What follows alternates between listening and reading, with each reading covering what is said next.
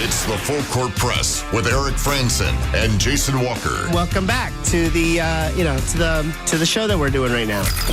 Following the local teams, breaking down the biggest games with in-depth analysis and team interview. Join the show by calling into 435-752-1069 or text 435-339-0321. It's the Full Court Press. Wes Brooks, ends it. Yes! Caught! Touchdown! Did he get it?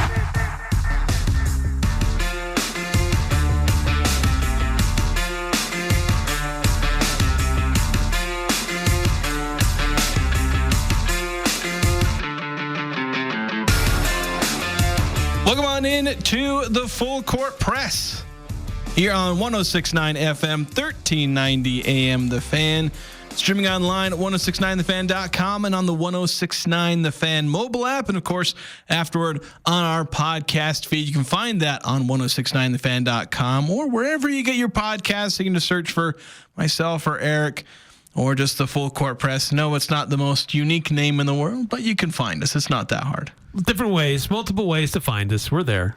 And you can also find us on social media, working on putting some of our clips out there. So however you found us, however you may be listening, we're glad you're here. If you're listening live, you can join us via the Young Power Sports text line, 435-339-0321. And a lot to go over here on a Friday. Additions to several Utah State sports teams, men's basketball, women's basketball, and football, all landing commits in the last 24 hours. Of course, we continue the trend of our show gets over and something basically happens immediately. Yes. The way that the world is conspiring against us for going to 1 hour. Yeah, and I'm wondering if it happened during our show. I didn't line up the timeline exactly, but Utah State basketball, I think getting a commit either right after our show ended or like right toward the end. I think it actually, when I was looking at the timeline, I think it actually happened while we were on the air. I just wasn't watching. We weren't hawking Twitter. Yeah, social feeds at the moment at the time. So we missed it when it happened. But that gives us a little bit more time to get into it today. Yeah, so we'll go over those real quick here in just a second. But alongside of that, we'll talk about kind of the roster construction. Kind of interesting roster construction, I think, for men's basketball and also with women's basketball update what their roster is looking like. Not quite as complete, but getting there. And then we'll finish off talking about the NBA playoffs. Didn't get a chance to talk about Rudy Gobert, former Jazzman, being an absolute stud in the game-winning, series-clinching game for the Timberwolves against the LA Lakers. So we'll finish off with that. And of course, Jalen Royals news. We know the number that he's going to wear. And it was pointed out to me that it was another former Aggie wore the same number with the same team. But we'll get to that a little bit later in the show. Actually, real quick, 9-3-1-5 on the Young Power Sports text line saying, did you not have a coach try to convince you guys to change the name from the Full Court Press to something else, or am I wrong? Yeah, anytime we'd have Matt Wells on, he wanted us to change it to the All Out Blitz or something like that. Jerrod Calhoun likes it. I'm sure he does. Yeah, he liked it. Yeah. So he appreciated the name. Yeah, Matt Wells would always give me grief. Anytime we'd have him on, he's like, you guys got to change the name of the show, at least when we're talking football. Yeah, it's tricky because it's a basketball term, but it has... when you look behind it, it's like it can also be kind of a, Full Court Press. We cover everything. It's that kind of term, even though it is a basketball specific term. Yes, but it does carry multiple meanings. Also got this text in before the show from 2444. Were you guys aware that the Aggies were recruiting Kearney? Feels like his recruitment kind of came out of nowhere. What are your thoughts on how he fits with Calhoun's system and where he might end up in the rotation of forwards? Yeah, unlike some other years, I've not been as plugged in, because there are other years where it's I was pretty well aware of who they were recruiting, who they were looking at, who they might end up with. This year, there were a couple, but some of these guys really came out of left field.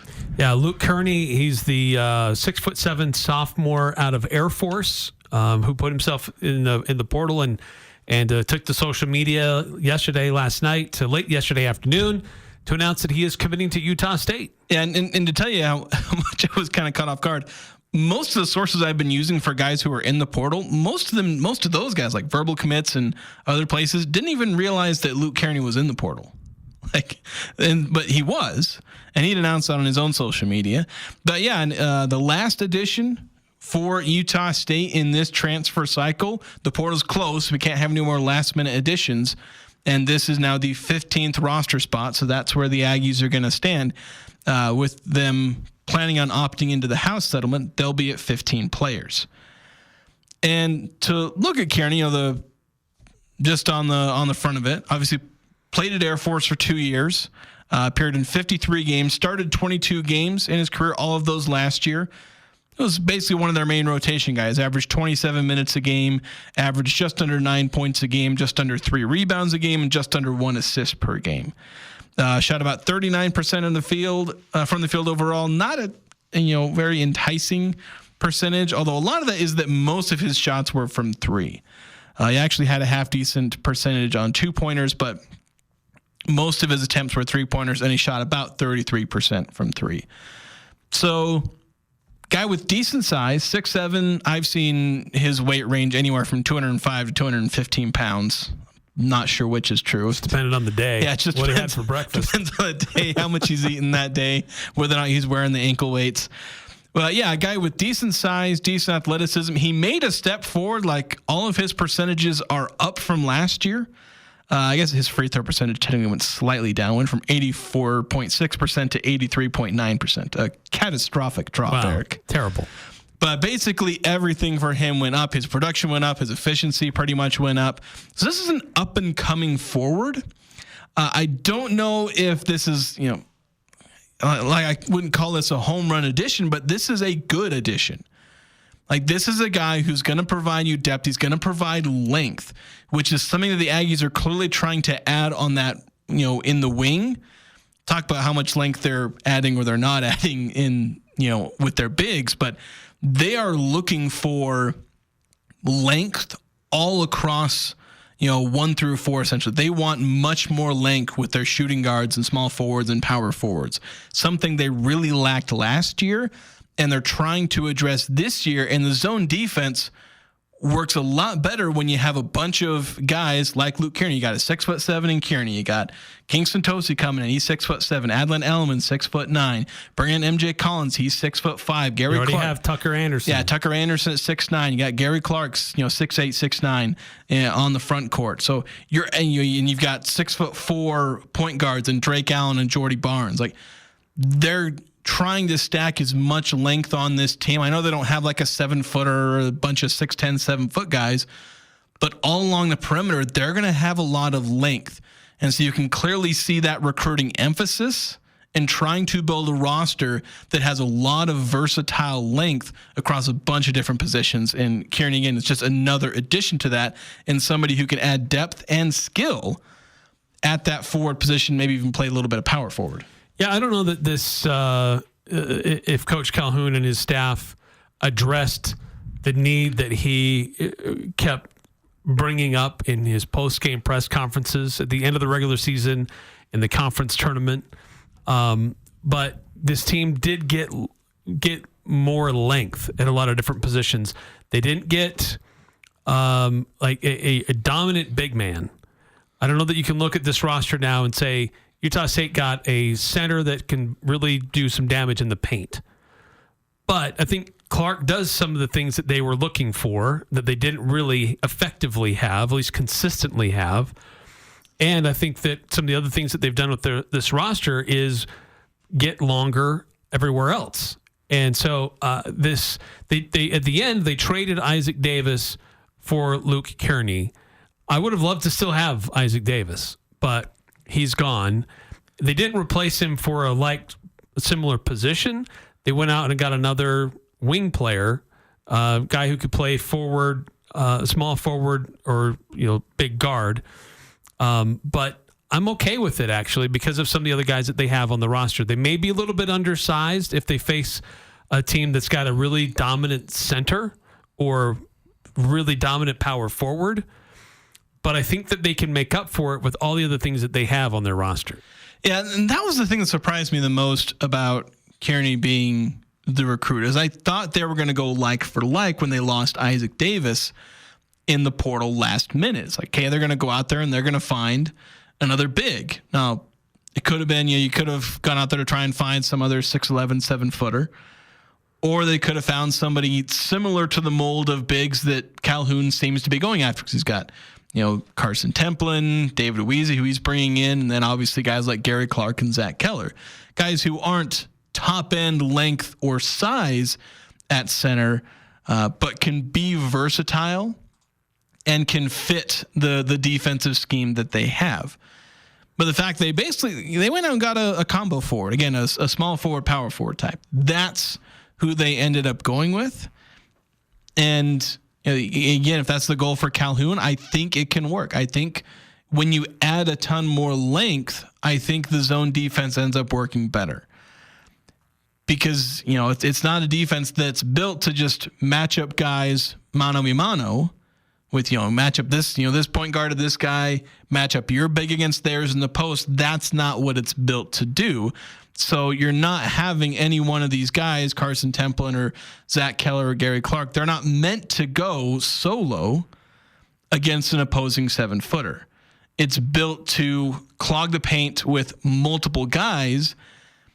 And with this current roster, you're looking at, instead of multiple guys last year where it was a bunch of guys who were 6'4", 6'5", and like one guy that's 6'8", it's 3 or 4 guys that are all 6'8" to 6'10", or 6'7" to 6'10", all crowding the paint instead. That's just a ton more length to clog the paint with. And I think that's where they end up getting much better on defense. It's sure they didn't find the rim protector that I'm sure Calhoun would have won. If he could have gotten that kind of player, he would have gone and gotten it. Yeah. It's not like Calhoun says we don't need one, we don't want one. They're just insanely expensive. And so he had to prioritize what he could get, and what he's gotten is a roster full of length across the board instead of at one position. Right. And really, that's the end of the day. It's roster management and managing a budget as well. It's like, what can we afford? I know what we want, but what can we afford? So based on the available funds, Coach Calhoun and his staff had to look at, what do you sacrifice? What do you have to give up if that's really the main focus and only focus in recruiting?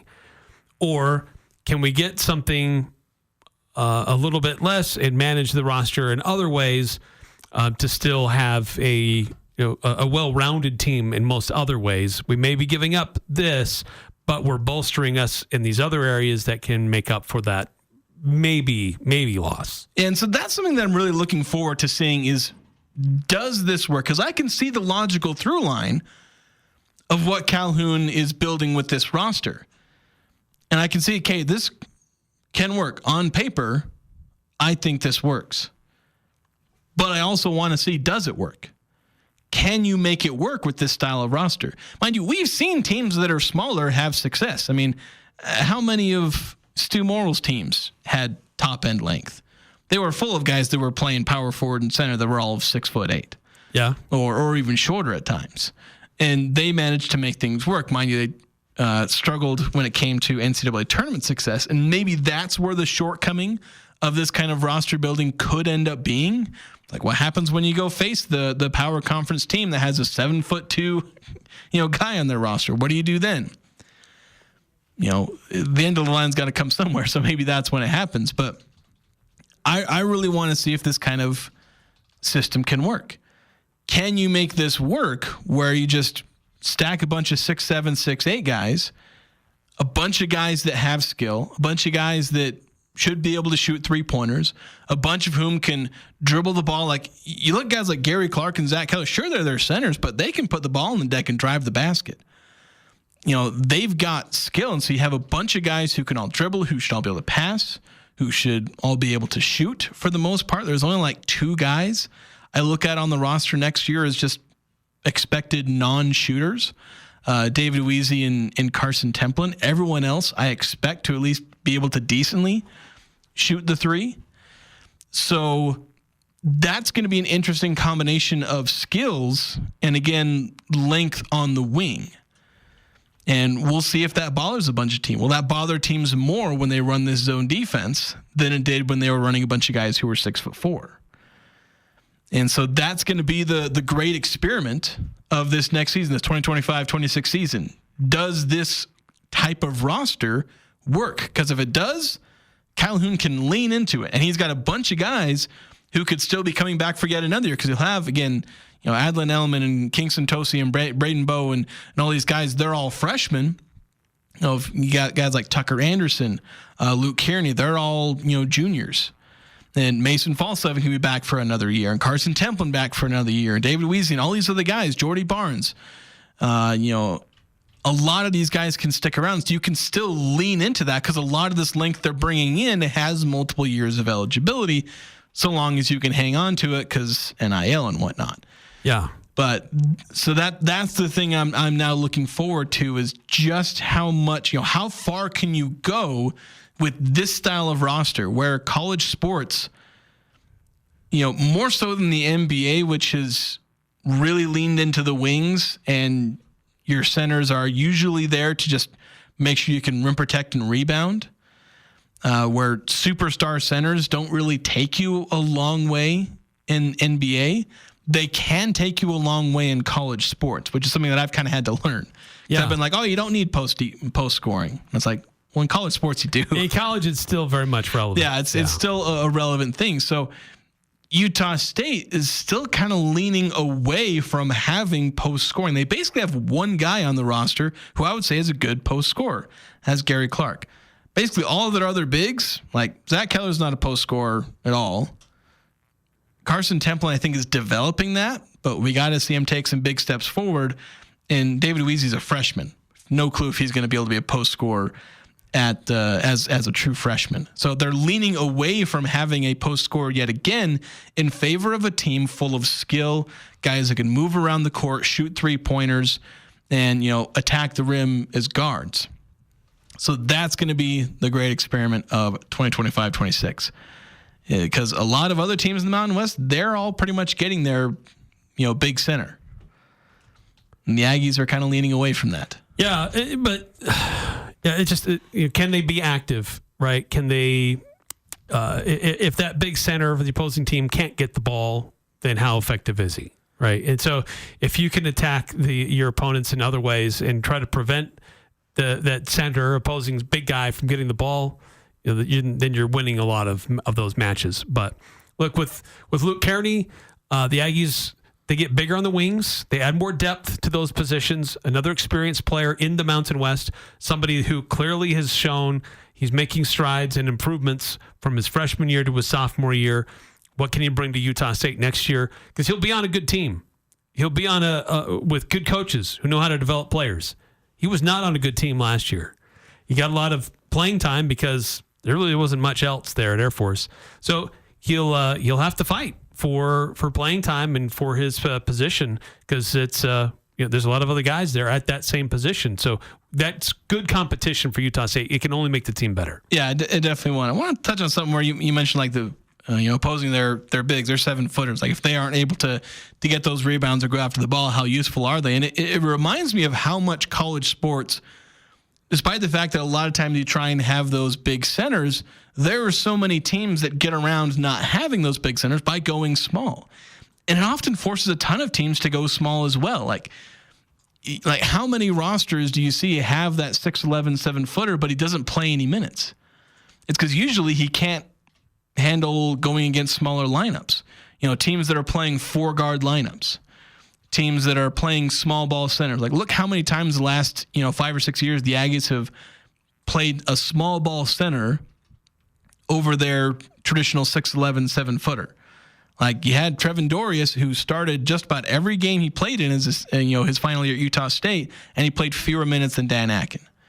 Avin Gadarazzi split time with Carson Templin in a lot of cases. Great Osibor, starting next to a guy like Isaac Davis, but he basically was the starting center. So Utah State has typically gone small ball, and a lot of teams in the Mountain West have tended to go small ball, even if they have that big center on their roster. A lot of mid-major teams tend to go small ball. And so that's where this also is interesting, because the Aggies are basically trying to build this ultimate small ball lineup, where most, again, these smaller lineups tend to be 6'8", 6'9" center, and then like a 6'5", 6'6" power forward, and then a bunch of 6'2", 6'3" guards. The Aggies are trying to build a lineup where they have a 6'4" guy at point guard, a 6'3" guy at shooting guard, a 6'5" at small forward, 6'9", 6'8". Of course, you could have like 3 6'7" to 6'9" guys along that front court.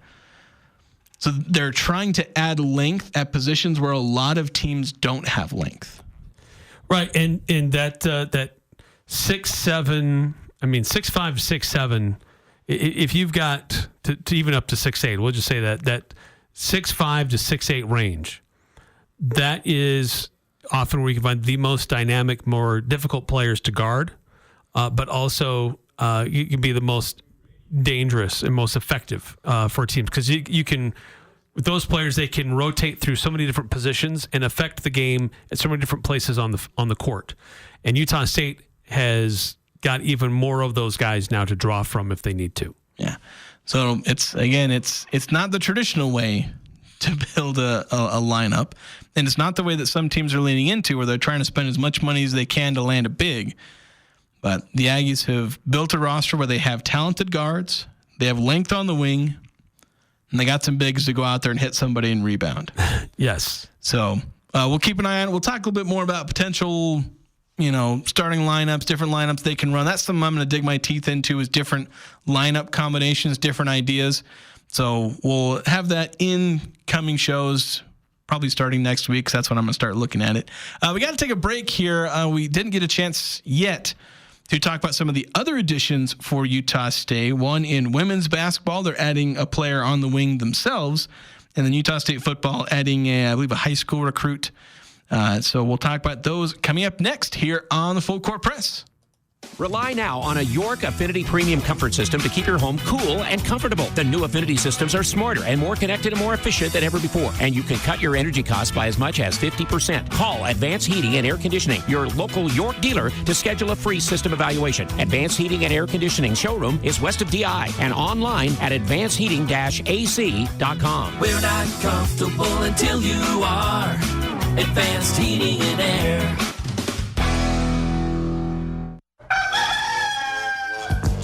This is Jay at Daryl's Appliance. When your appliance needs service, who should you trust? May I suggest a company with 50 years of experience serving locals?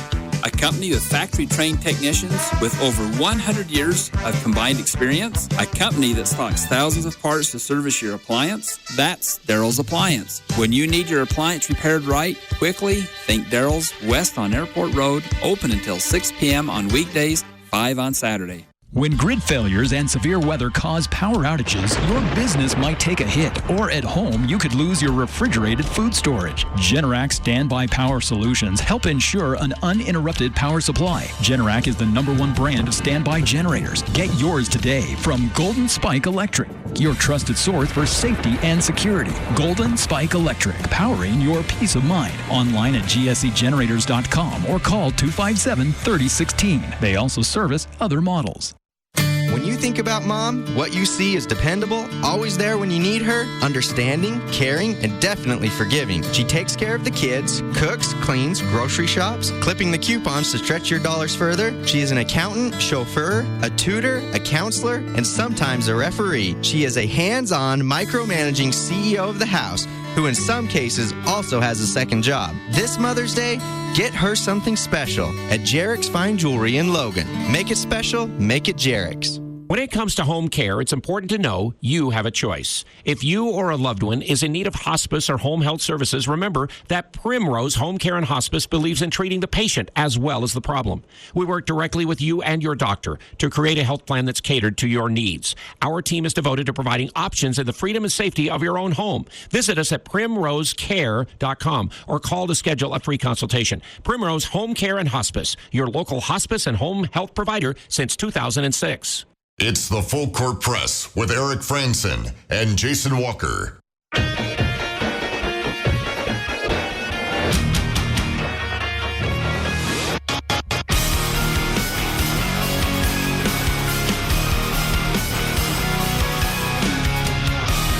Cache Valley's community Cinco de Mayo celebration is tomorrow. I know it's not 5th of May, it'll be the 3rd. But we're making sure we do it on the weekend so you can enjoy all the festivities. So over at the Cache County Fairgrounds, there's going to be live music, mariachi bands, fun entertainment for the whole family, dozens of food trucks, and authentic Mexican treats. Bounce houses, climbing walls, local vendors and businesses, and traditional Mexican piñatas. Presented by Members First Credit Union, DD Auto and Salvage, and Presto Products. It's free admission, so everyone is welcome to enjoy the festivities free of charge. So speaking of free of charge, full court press, we're only down to 1 hour. I know that disappoints 2104 on the Young Power Sports text line, saying we need 2 hours of full court press year round. But I know. The people are asking for it, Eric. Yes, they are. They're going to bully us into doing 2 hours over the summer. Maybe. It's probably going to happen. Someday Eric will relent. It's all his fault. I'm blaming him. Yeah, just blame me. Sure. And 931 says, see, I'm not the only one. 931 saying that. So we mentioned in the first segment Luke Kearney. Now 5338 saying, I'm looking forward to the second hour in today's program where the full court press will do a detailed breakdown on the Kentucky Derby. That's about what you'd get. Yeah. And it wouldn't be pretty. No, because I know next to nothing about horse racing. Horses run fast. Yeah, that's true. I got into car racing more than horse racing. I find there to be a lot more in motorsports than horse racing, because horse racing is like 90% gambling and 10% of people who are desperately ignoring the fact that it's 90% gambling. Oh, yeah. That's my impression of all of horse racing. So, yes. 7241, continuing the barrage. Seriously, you guys... don't you guys know that soccer season is in full swing? It's a terrible time to go only to 1 hour. Well, that's the problem, is that Eric's not a soccer guy and I'm not a baseball guy. So we've got like two sports that are in full swing and one of us doesn't care about the other one of those sports. So that's the issue. Of course, if Utah gets a baseball team, all bets are off. Yeah, all bets are off. So there you go. We will go to 2 hours in the summer if Utah gets a baseball team. Yep. That's our promise. The full court press promise. 2 hours during the summer if Utah gets a baseball team. Yeah. Now a lot of reasons to do that. Yeah. Now 9015 prodding us more with the Kentucky Derby, saying with the Kentucky Derby you could start off your talk in the second hour by saying horses eat hay. Okay. Do they actually feed the horses like racing horses hay, or do they feed them like some kind of special I'm sure they have some special diet. Yeah. We talk about our hats that we're going to wear for the Derby. Oh, that's the most annoying. People talk about all the outfits and they're taking, it's like, why are we taking pictures of a bunch of weird ladies wearing fancy stuff? Anyway, we have a short time together. Yeah, that's true. You guys are wasting you're wasting the time we do have. Let's not waste it on idle pratter.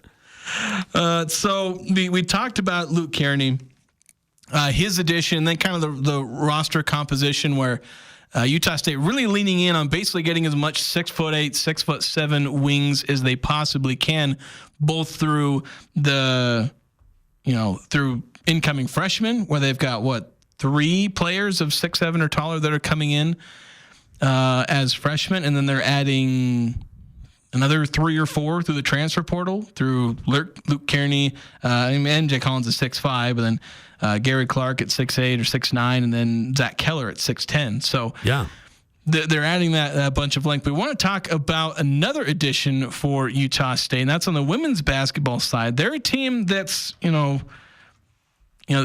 got a lot of players to add as well. I think they still have another 5 or 6. I think it's 4 or 5 additions to make. I need to double check my own transfer tracker.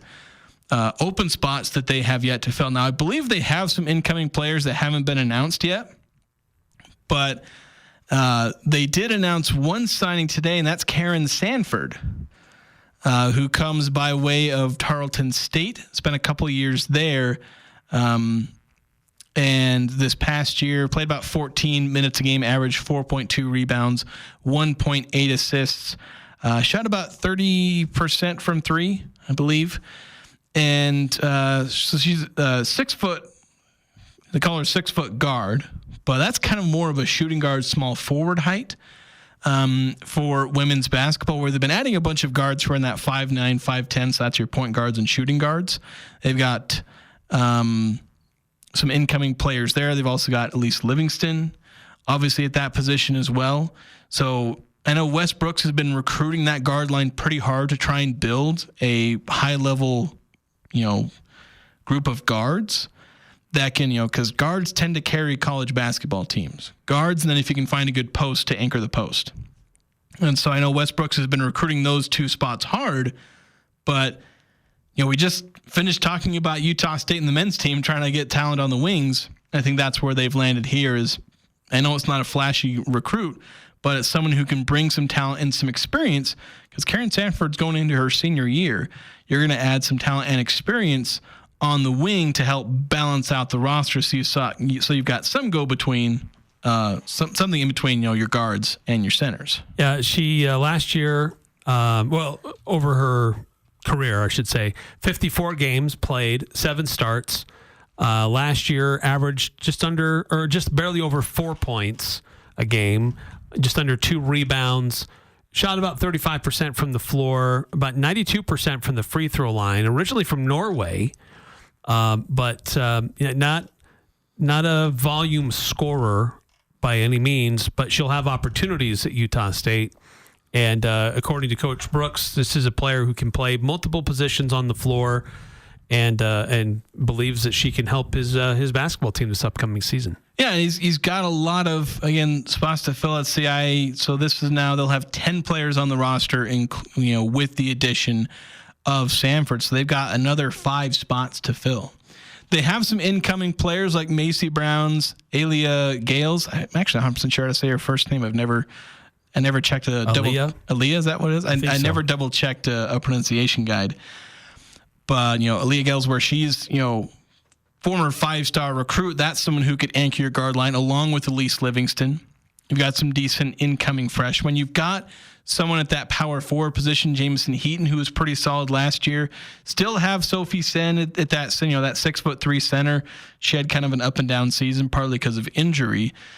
But adding someone on the wing, again, someone who's versatile, a 6-foot wing, because you look at one of the additions, Macy Brown, she's 6 foot and she's a forward. She's more of a, power forward type. And so you're adding someone with the length, borderline power forward length, but has the versatility to play maybe shooting guard or small forward. And so she, as you mentioned, she's not going to anchor the scoring. She'll probably come in and probably average around that 4 to 6 points per game. Could see that inflated just because of the system that Wes Brooks runs, where it's really run and gun. Could see her shooting numbers and scoring numbers take a jump.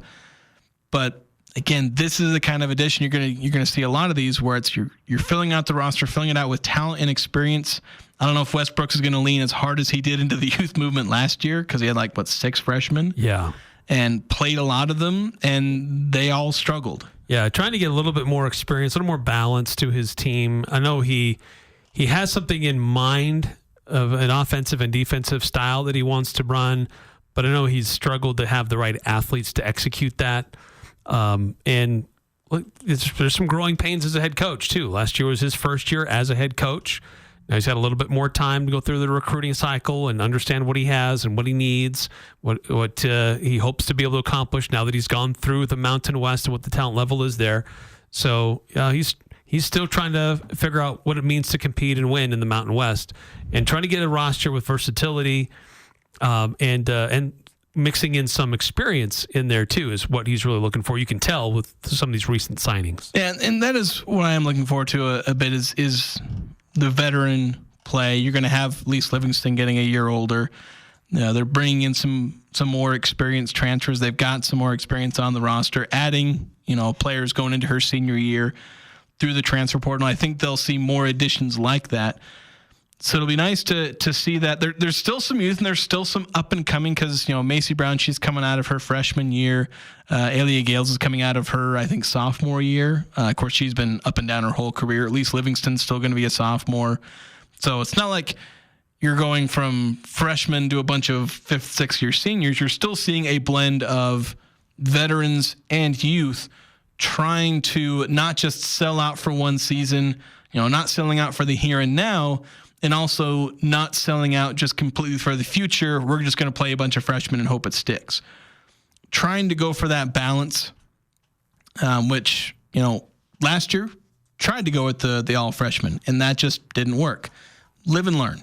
Yeah. That's kind of the situation there. You tried it, didn't quite work, couldn't make the roster stick, couldn't, get the kind of production that you wanted. And so here, let's try a different approach.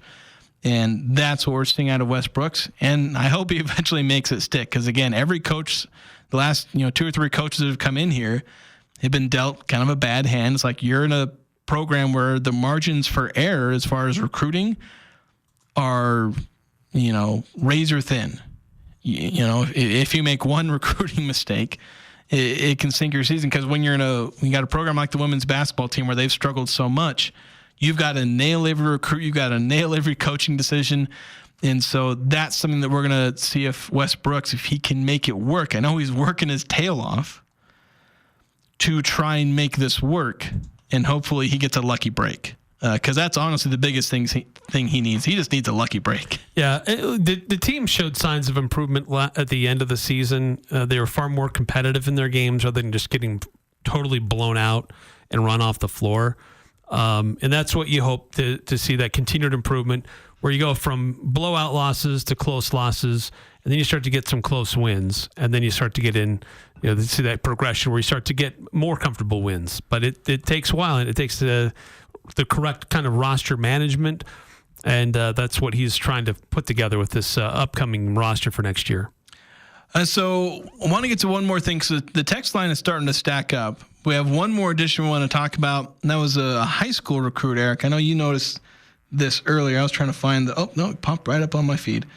Beckham Andrus, a high school prospect they've picked up out of the class of 2025, so should be joining the team for the season. I believe. So he'll be graduating here soon, and this month or early next, depending on when he does it. He's out of Folsom, California, 6'4", 220-pound tight end. He, on his social media, puts right on there that he's a member of the Church of Jesus Christ of Latter-day Saints. So he'll fit in just fine here in northern Utah. But there has been, in this recent spring portal window, they had a tight end leave. So there's going to be some opportunity for him to compete for that position. Obviously, more experienced guys ahead of him right now, but good size for a tight end to come in and be able to play at that position in the future for Utah State. Of course, the question is, if he's a member of the church coming out of high school, is he going on a mission? Yeah, that's a good question. Don't know. That's definitely a possibility. He could be. He may not even show up to campus this summer because he may be headed somewhere else in the world. Could be headed somewhere else in the United States or the world. Yes. Let's get to the text line. We've got several coming in. 724. I don't think I got to this one. It says, if you don't cover the pro soccer team, how can we trust you to cover a pro baseball team? It's because MLB is a little bit bigger than the MLS. You give some mentions from time to time. Like, I like the MLS. Yeah, that's the thing. But we'll have guests on. Like I said, we do interviews. I'd like to talk about the MLS more, but Eric, blame it on Eric. I just don't. Yeah, I need to pay closer attention. But I'm also the reason we don't talk about baseball right now, anyway. So, but I have a better excuse. We don't have a pro baseball team. We have a pro soccer team. A few more on the text line 5338. Going back to the Kentucky Derby, maybe we should have a second hour talking about the Derby. Mention, if they actually eat hair, if they have some kind of diet. It says some horses eat a very special diet. Just ask Bob Baffert. Wasn't a whole story where somebody, some horse did some kind of fluid? I don't know if I'm allowed to say that on air, unlike some other hay or whatever. That's how they ended up getting some kind of steroids or whatever in their system. I think Bob Baffert, I don't know the full story there, but he was producing great horses and they were winning. And then they realized, well, maybe he's not doing things the way that he should. And I don't remember all the details, but there was an investigation and he was suspended. He was like out of the area, out of the game. But I think they just, they're bringing him back. I think this is his first Derby after all this went down a couple of years ago. I had a 3-year ban. Yes, pretty bad. 5452 saying, I don't even care what you talk about in hour 2. It would be better than the odd couples garbage. I know there are people who agree with you on that. 5860 says, hey guys, thought you would like this story. Oh, maybe I should double check and read through. So I play pickup basketball with a few chill guys every week. This last week I walked into the gym and surprised to see Coach Calhoun there. I got to play with him for a few games. Plays a very good point guard and shooting guard and held his own Even in man defense, he wasn't afraid to back someone down in the paint either and was always in the right spot for the pass or ball screen. He was super nice and didn't seem to care that our quality of ball wasn't great. It was super cool to see him out in the community just for the love of the game. Much respect. Yeah, that's fun. That's awesome. You got to tell me where you play pickup ball. Of course, I play. Of course, I need to get in shape before I can even I need to get a baseline level. Because I wasn't in shape even at the best of times, but now I'm I can barely go up the court twice before. Coach Calhoun just hitting the gym, getting some hoops in. Yeah, he can. Sometimes he's out there shooting around before and after practice. That's awesome. You can tell he's a baller. Obviously, you get a little older. Sometimes you can't move as well, but the skills still remain. Yeah, that's nice. And then 9315, Derby horses are primarily fed a mix of grain, hay, and supplements. I have an alarm from Utah State with an agricultural business degree, so I can know what they would eat. Maybe I am an alum. Is he saying I'm an alum or have a degree? Maybe I'm an alum. I'll trust you. If you got that degree, I'll know. I'm sure you're well informed on the diets of the horses and all that, and all the fans. Instead of just feeding them the hay or whatever, just out of the tractor, you got the supplements and all the different things you got to add. Those are high performing athletes. Just they have a very special regimen, just like any other professional athlete. Yeah, essentially. So we got to take another break. When we come back, we'll continue talking about professional athletes. We won't spend as much time talking about their specific diets. We're going to talk about the NBA playoffs. And Rudy Gobert and the performance he had in the series-clinching win for the Minnesota Timberwolves the other day, and what the NBA playoffs are going to look like moving forward. That's next here on 106.9 FM, 1390 AM, The Fan. Do you have a fireplace or stove that isn't working right? Why wait until next winter to get it fixed? Get ahead of the game and get your fireplace or stove serviced now by Advanced Fireplace and Stove. They service everything from Quadra-Fire pellet stoves to heat and glow fireplaces. Get a 20% discount on your next service and labor when you mention this ad. Call 752-7272 or go to advancedfireplaceandstove.com. Advanced Fireplace and Stove, where comfort is their business. This is Brent Wallace with Cache Valley Bank, and we understand that concerns about fraud can weigh heavily on you. Your peace of mind is important to us. That's why we're committed to looking out for you and your family. Our team keeps a vigilant eye on your account, and if you ever have concerns or need support, we're just a call or visit away. Whether you need advice or just someone to talk to, our friendly staff is ready to help. We're more than just a bank. We're your neighbors, and we care about your security. Visit your local branch today. Cache Valley Bank, member FDIC. Listen up, Aggies. It's graduation week and the final week of the blue and white sale at Locker 42. Discounts on all the coolest Aggie gear. This week, find 20% off all novelty and alumni items like water bottles, license plate frames, flags, pennants, blankets, diploma frames, and seat cushions. Show your Aggie pride loud, proud, and now for less. Great sale prices on Locker 42's big wallet hat and mini apparel items. See more at locker42.com. It's the store where Aggie spirit lives. Locker 42, downtown Logan. Spring. It's time to get those old rusted vehicles moved. Call DD Auto and Salvage and get paid for moving that old rusted out junk vehicle. DD Auto and Salvage makes it easy and fast, paying you the most money possible. Pickup is available. DD Auto and Salvage in Logan wants to pay you today. Call 787-1204. That's 787-1204 today. See store for details. Now here's a concept. You earmark 1/3 of your profits to go back into the community, to local charities. Dex Imaging does that. My name is Anthony Wagoner, and I'd like to share with you what I know about Dex, the company that acquired Valley Office Systems. Dex Imaging is committed to continuing quality customer service while raising the bar to become a strong community partner. Join us in creating the brightest image for tomorrow. Contact us at deximaging.com. The Aggies, Jazz, high schools, even the Pee Wee's T-ball team. It's the Full Court Press on Sports Talk Radio, The Fan.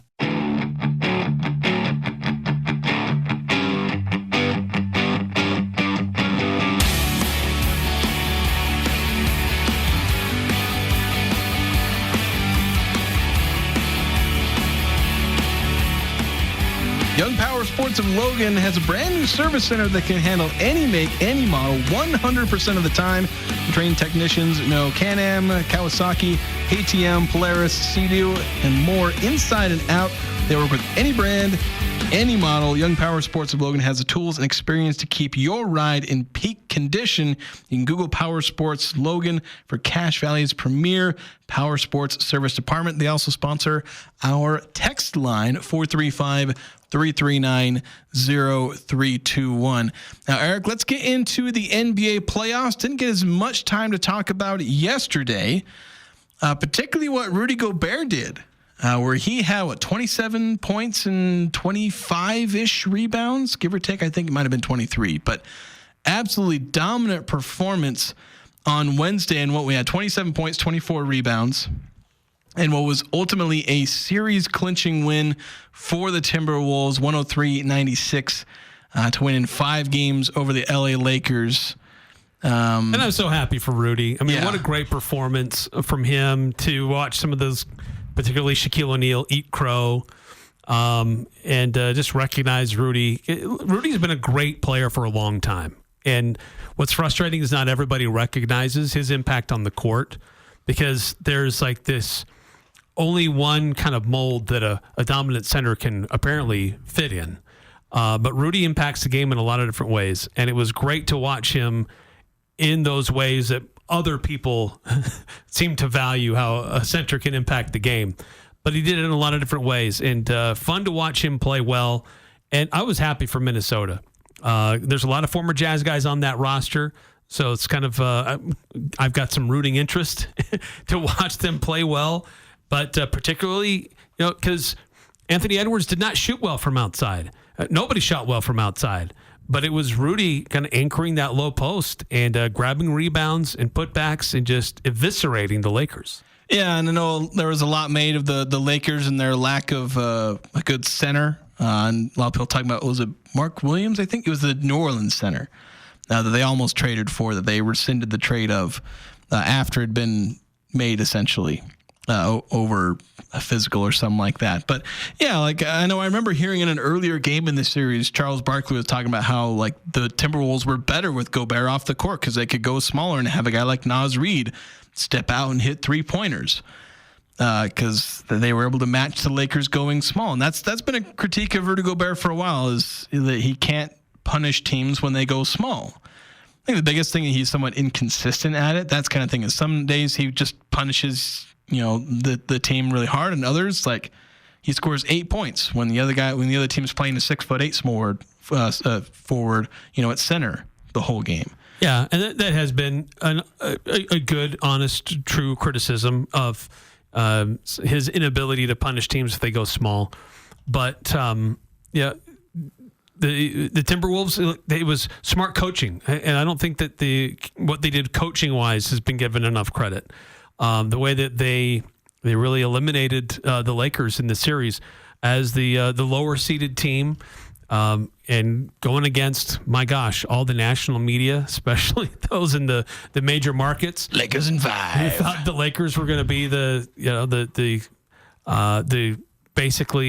everybody was just getting in line for them to be the champions. So it was great to see Minnesota take it to them and get rid of them in 5 games. Yeah, pretty nice, especially with, what was it? Is it Shannon Sharp the one who's been doing that? Yes. Lakers in 5, all the different rhymes he's been doing. And apparently Anthony Edwards was shouting that as loud as he could in the hallway after the game, near where they were doing their press conference stuff. I think what was funny is that you talk about how the national media was propping up the Lakers.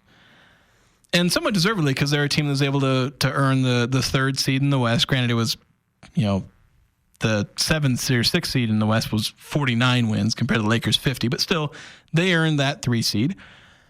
But and so they were propping up the Lakers, and then suddenly the Lakers lose in 5 games. Up until they lost game 5 and were out, everyone was propping them up as they're going to win, they're going to go far. Then once they lost, it was we're going to line up and talk about all their flaws. Where was this a week ago? Yeah.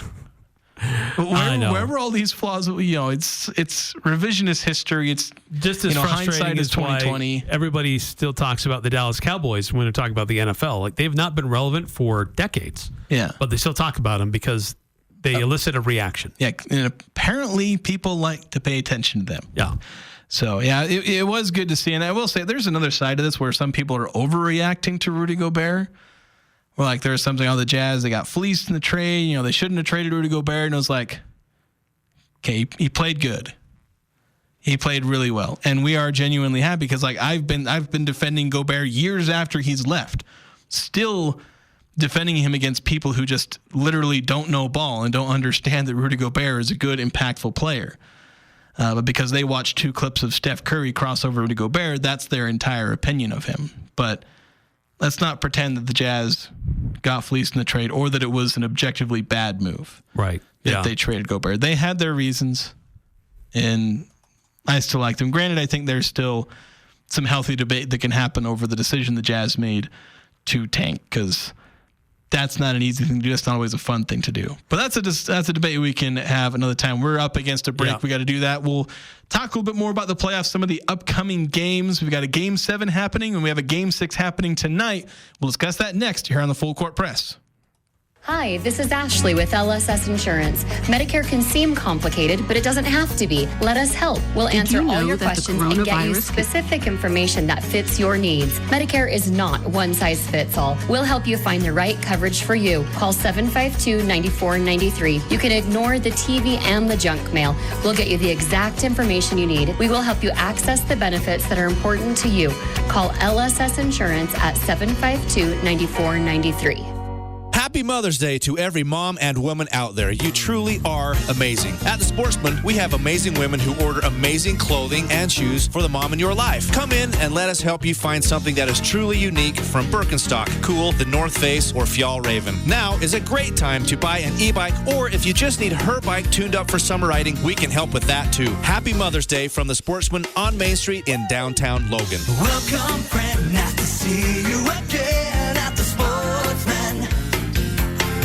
Are you looking for compassionate and reliable care for yourself or a loved one? Look no further than Aegis Home Health and Hospice. I'm Tom Sherlock, a licensed social worker, part of the dedicated team of professionals committed to meeting the needs of our community. Voted best in Northern Utah 2 years in a row, we pride ourselves on delivering exceptional service that you can depend on. We're here to ensure comfort and dignity every step of the way. When it comes to your health, choose the agency that Northern Utah trusts the most. Choose Aegis. Visit myaegis.com or call today 435-723-9000. Les Olson IT is your source for top quality technology. We carry the latest desktop and laptop PCs in stock, configured to your specific needs, and backed by our award-winning support team. And if your business demands high-performance hardware, we offer custom-built computers that can tackle any task. We also offer great computer accessories like monitors, keyboards, speakers, Fujitsu document scanners, and more. Get a quote today. Les Olson IT. The chips and drinks are endless. The burrito is huge for only $7.95. It's got to be Cafe Sabor, Cache Valley's best Mexican restaurant and gold medal winner in the Best of Northern Utah contest. Experience Locals Day every Thursday with a huge burrito, endless chips and soda, only $7.95. Finding any lunch under $10 is nearly impossible. Every Thursday, drinks, chips, and a massive burrito. You pay just $7.95. The food, the fun at Cafe Sabor in the historic train station on 6th West and Center in Logan. They never could play it, but they sure can talk about it. Eric Frandsen and Jason Walker on the Full Court Press.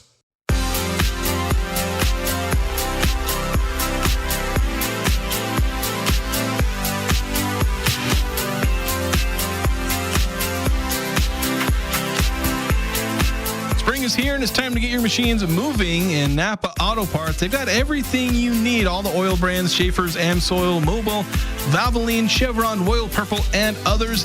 You need new spark plugs and filters? Your locally owned Napa has got them to fit your car or truck, but also your lawnmower, four-wheeler, motorcycle, side-by-side. If you want it ready when you come in, buy online, pick up in-store. You can do that by going to NapaOnline.com. It's NapaOnline.com. Locally owned, Preston to Providence, Napa Auto Parts. So, Eric, we've had a pretty exciting first round in the NBA. We've had really close games. Some games, some series have ended 4-0, 4-1. But we will have at least one Game 7 in the first round, and maybe another Game 7. We're going to find that out tonight, because we've got Game 6 between the Houston Rockets and the Golden State Warriors. No love lost here in this series, almost like a budding rivalry. But it's the young versus old, so it may not be a rivalry that can last very long. But it's been physical. It's been aggressive. It's been dirty. Yeah, there's been a lot of that. We've had some close games. We've had some blowouts. A little bit of everything in this one. It will be in San Francisco tonight. Tips off at 7 o'clock on ESPN. But Golden State is favored by 5.5. Yeah, I mean, they're the home team. They're the veteran team. I think they have every chance of closing this out. Steph Curry, obviously a very fantastic player. But got some great players around him, obviously, with Jimmy Butler. And obviously a good coach and good team in general. But if the Houston Rockets bring their A game, they can very well win this one and force a Game 7, which they would get at home. So be interesting to see how they manage in this, win or go home on the road. If we've talked about the youth of the Rockets this whole series, that's about the only thing I've ever said about this series is the youth versus the veterans. So obviously going to watch that, but it's going to be a good game in general because the Rockets are a good team, the Warriors are a good team. Should be a lot of fun. Then we got Game 7. And then you got a Game 7 tomorrow. Yeah, Game 7, Denver Nuggets, Los Angeles Clippers. Should be a fantastic one. Yeah, definitively winner goes on, loser is over. 5:30 on TNT tomorrow. All right, that's going to do it for us today. Thank you so much for listening. We'll be back on Monday reacting to all the stuff that happens over the weekend. I'm Dan Patrick, and this is Above the Noise. New York and L.A., two cities that speak the language of stars. But while the Lakers have built around blockbuster names like LeBron and Luka, the Knicks have taken a different approach. No splashy super team, no roster built around 1 or 2 megawatt names. Instead, they went the other way, and it's working. Now, New York does have star power. Jalen Brunson had 40 last night to close out the Pistons. Karl Anthony Towns, when dialed in, can be one of the more gifted big men in the game. But what separates this Knicks team is its depth and its edge. OG Anunoby is a lockdown wing who can get you 18 on any night. Josh Hart is everywhere. Rebounder, defender, agitator, tone setter. Mikal Bridges can catch fire. He can give you 25 like he did last night. It's not top heavy, but it's top to bottom tough. The Knicks didn't chase headlines. They built a team, and that was the difference between a first round exit and moving on to round 2. I'm Dan Patrick, and this is Above the Noise.